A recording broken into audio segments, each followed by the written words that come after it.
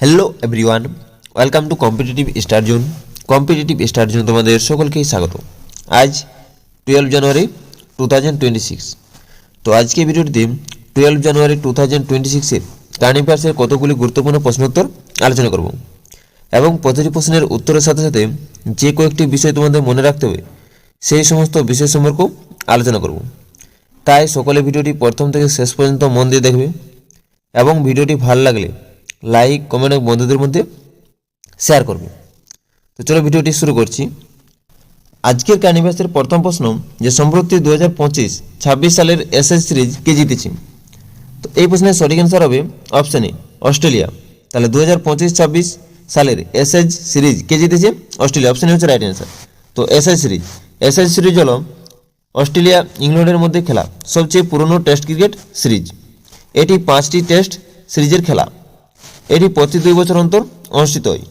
তো 2025-26 সালের SS series শুরু হয় 21 নভেম্বর 2025 সালে এবং শেষ হয় 28 জানুয়ারি 2026 সালে। অনুষ্ঠিত হয় অস্ট্রেলিয়াতে। তো 2025-26 সালের এসএস সিরিজে জয়লাভ করে অস্ট্রেলিয়া। তো এই নিয়ে অস্ট্রেলিয়া মোট 35 বার এসএস সিরিজের শিরোপাটি জিতেছে। তো সিরিজের সবচেয়ে সেরা খেলোয়াড় হয়েছেন মিচেল স্টার, অস্ট্রেলিয়ার ক্রিকেটার। তো এসএস সিরিজ প্রথম সংস্করণটি অনুষ্ঠিত হয় ইংল্যান্ডে।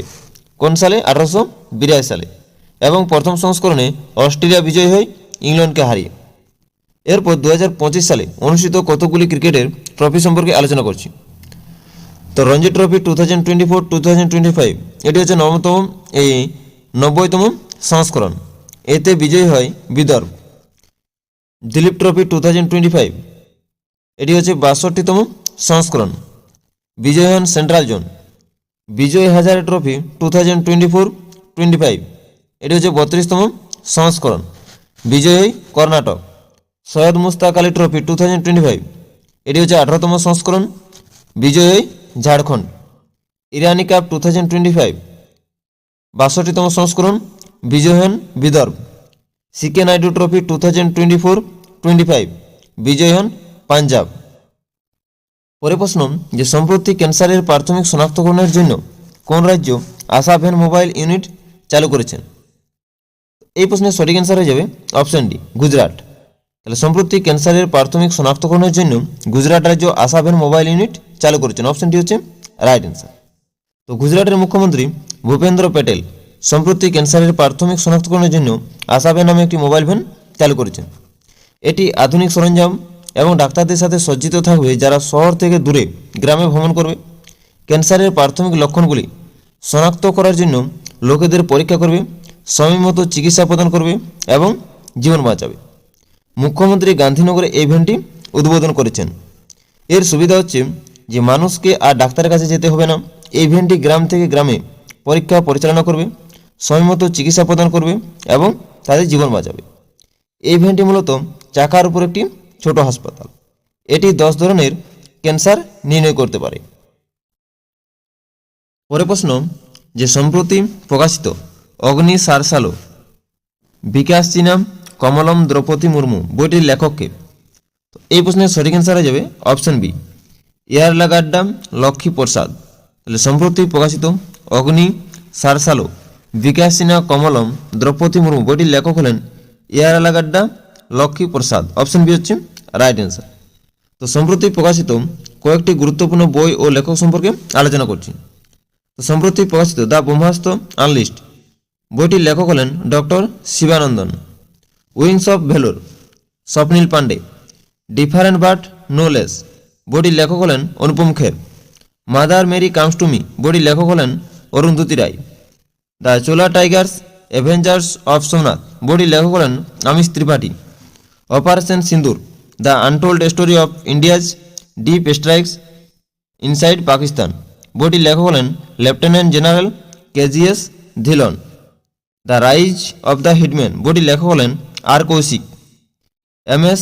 Swaminathan the man who fed India বইটির লেখক হলেন প্রিয়ম্বদাম জয়কুমার।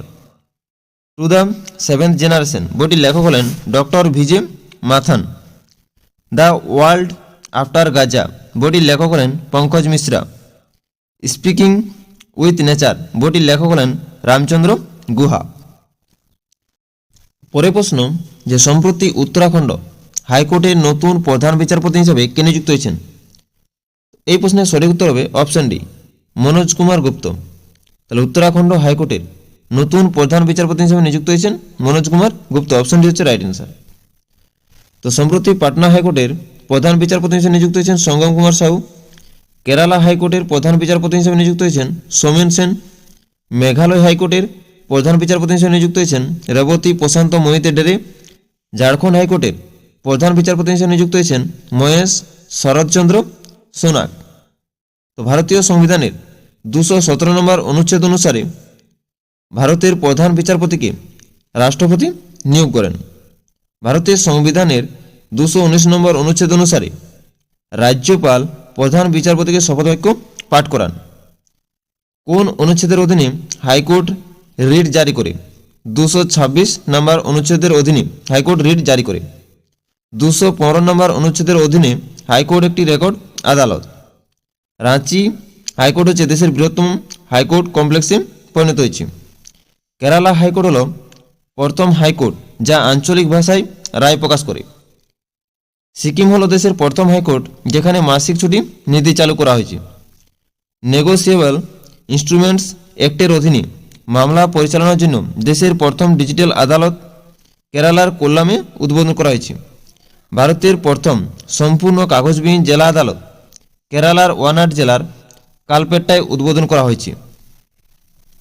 এরপর আমরা হাইকোর্ট সম্পর্কিত কয়েকটি গুরুত্বপূর্ণ তথ্য আলোচনা করছি। তো হাইকোর্ট হচ্ছে ভারতের রাজ্যগুলির সর্বোচ্চ আদালত, যা সংবিধানের 214 থেকে 231 নম্বর ধারা দ্বারা নিয়ন্ত্রিত। তো ভারতে মোট কতগুলো হাইকোর্ট রয়েছে? ভারতে মোট 25টি হাইকোর্ট রয়েছে। তো ভারতের 25তম হাইকোর্টটি হচ্ছে অমরাবতী হাইকোর্ট।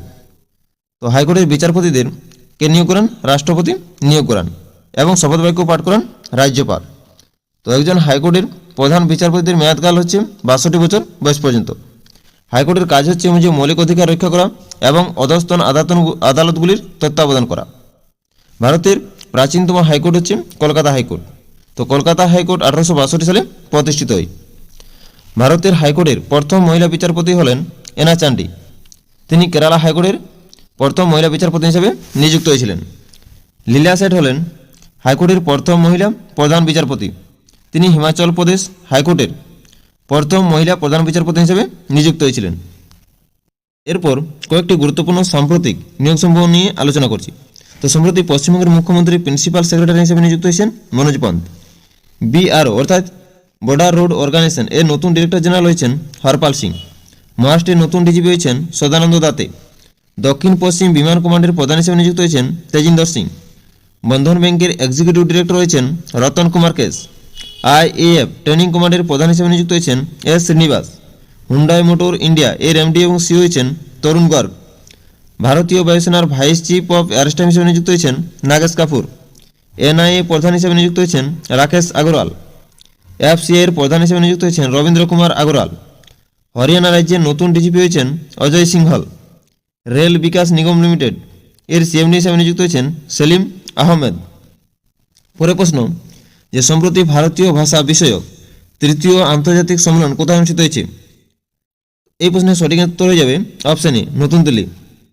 তাহলে সম্প্রতি ভারতীয় ভাষা বিষয়ক তৃতীয় আন্তর্জাতিক সম্মেলনটি অনুষ্ঠিত হয়েছে নতুন দিল্লিতে। অপশন হচ্ছে রাইট অ্যান্সার।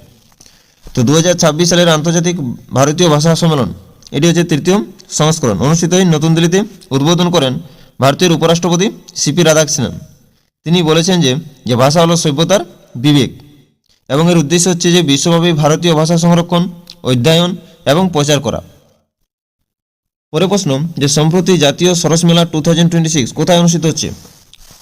তো এই প্রশ্নের সঠিক উত্তর হয়ে যাবে অপশন ডি, অন্ধ্রপ্রদেশ। তাহলে সম্প্রতি জাতীয় সরস মেলা 2026 অনুষ্ঠিত হচ্ছে অন্ধ্রপ্রদেশ রাজ্যে। অপশন ডি হচ্ছে রাইট অ্যান্সার। তো জাতীয় সরস মেলা 2026 অর্থাৎ জাতীয় সরস জীবিকা মেলা 2026 এটি হচ্ছে 28তম সংস্করণ। কোথায় অনুষ্ঠিত হচ্ছে? অন্ধ্রপ্রদেশের গুন্টুরে। উদ্দেশ্য যে মহিলা স্বনির্ভর গোষ্ঠীর অর্থনৈতিক ক্ষমতায়ন। সমস্ত রাজ্য থেকে 300 জন মহিলা কারিগর এতে অংশগ্রহণ করেছেন। এরপর ভারতের বিভিন্ন রাজ্যে অনুষ্ঠিত মেলা সম্পর্কে আলোচনা করছি। তো আন্তর্জাতিক সূরজকুণ্ড মেলাটি অনুষ্ঠিত হয় হরিয়ানা রাজ্যে। সরস মেলা জম্মু কাশ্মীরে। গঙ্গাসাগর মেলা পশ্চিমবঙ্গে। মাঘী মেলা পাঞ্জাবে। মাঘ মেলা প্রয়াগরাজে। লাকি মেলা রাজস্থানে, গোল মেলা জগন্নাথ মন্দির উধমপুর জম্মু কাশ্মীরে, শ্রাবণী মেলা দেগো ঝাড়খণ্ড, হেমিস গোম্পা মেলা লাদাখ, অম্বুবাচী মেলা আসামে, মেদার্স যাত্রা মেলা তেলেঙ্গানা, কুম্ভ মেলা হরিদ্বার প্রয়াগরাজ উজ্জয়িনী নাসিকে, পুষ্কর মেলা রাজস্থানে, নৌচণ্ডী মেলা মিরাটে, পরশুরাম কুণ্ড মেলা অরুণাচল প্রদেশে, পুষা কৃষি বিজ্ঞান মেলা নতুন দিল্লিতে, মাধবপুর মেলা গুজরাটে, সরস জীবিকা মেলা অন্ধ্রপ্রদেশে। পরে প্রশ্ন যে সম্প্রতি পিআইবি কোথায় কমলা জলবিদ্যুৎ প্রকল্প অনুমোদন করেছে? তো এই প্রশ্নের সঠিক অ্যান্সার হয়ে যাবে অপশন সি অরুণাচল প্রদেশ। তাহলে সম্প্রতি পিআইবি কমলা জলবিদ্যুৎ প্রকল্প অনুমোদন করেছে অরুণাচল প্রদেশ, অপশন সি হচ্ছে রাইট অ্যান্সার। এরপর অরুণাচল প্রদেশ রাজ্যের কয়েকটি গুরুত্বপূর্ণ কারেন্ট অ্যাফেয়ার্স আলোচনা করছি। তো অরুণাচল প্রদেশের সিয়াং উপত্যকায় 6টি নতুন প্রজাতি আবিষ্কৃত হয়েছে। অরুণাচল প্রদেশে পূর্বী প্রচণ্ড পাহাড় নামে একটি ত্রিসেবা মোড়া অনুষ্ঠিত হয়েছে। ইটানগরে 69তম জাতীয় স্কুল গেমস 2025 উদ্বোধন করা হয়েছিল। অরুণাচল প্রদেশের বিজ্রপ্রাস কানাডি নামে একটি নতুন ছত্রাকের প্রজাতি আবিষ্কৃত হয়েছে। কেন্দ্রীয় মন্ত্রী জি কিষাণ রেড্ডি অরুণাচল প্রদেশে নামভিক নামফুক কয়লা খনির উদ্বোধন করেছেন। ভারতীয় সেনাবাহিনী অরুণাচল প্রদেশে ড্রোন আর্মার মহড়া পরিচালনা করছে। অরুণাচল প্রদেশের সুবানশ্রী নদীর উপর 2200 মেগাওয়াট ক্ষমতার অজু জলবিদ্যুৎ প্রকল্প অনুমোদিত হয়েছে। অরুণাচল প্রদেশে পরগনা উইলি প্রথম আলোকচিত্র প্রমাণ পাওয়া গেছে। পরে প্রশ্ন যে সম্প্রতি মধ্যপ্রদেশ এবং কোন রাজ্য বন্যপ্রাণী বিনিময় চুক্তি স্বাক্ষর করেছে?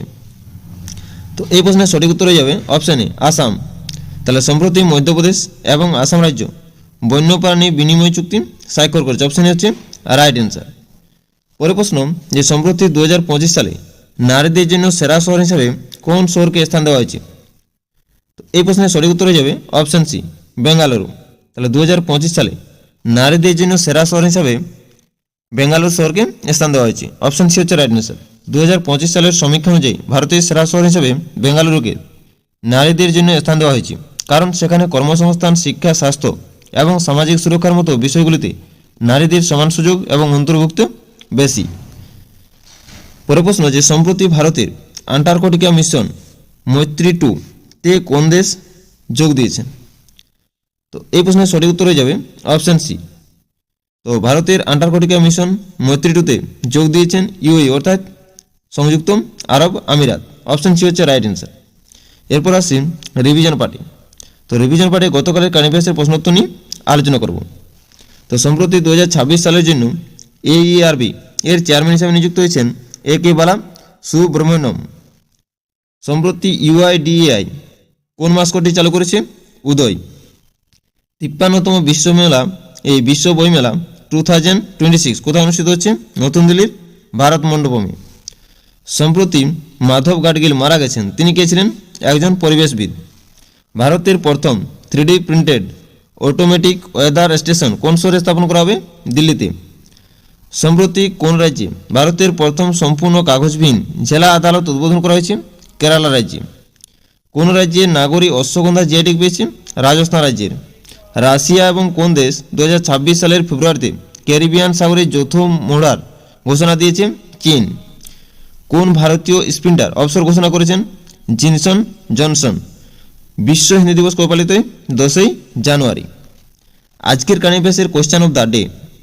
সম্প্রতি ইসরো প্রথম দেশীয় ধূলিকণা শনাক্তকারী যন্ত্র ডেক্স সেটি কোন রকেটের সাহায্যে উৎক্ষেপণ করা হয়েছিল? এই প্রশ্নের উত্তর তোমরা কমেন্ট করে জানাবে। তো আজকের কারেন্ট অ্যাফেয়ার্সের ক্লাসটি এখানে শেষ করছি। ভিডিওটি প্রথম থেকে শেষ পর্যন্ত দেখার জন্য সকলকে অসংখ্য ধন্যবাদ।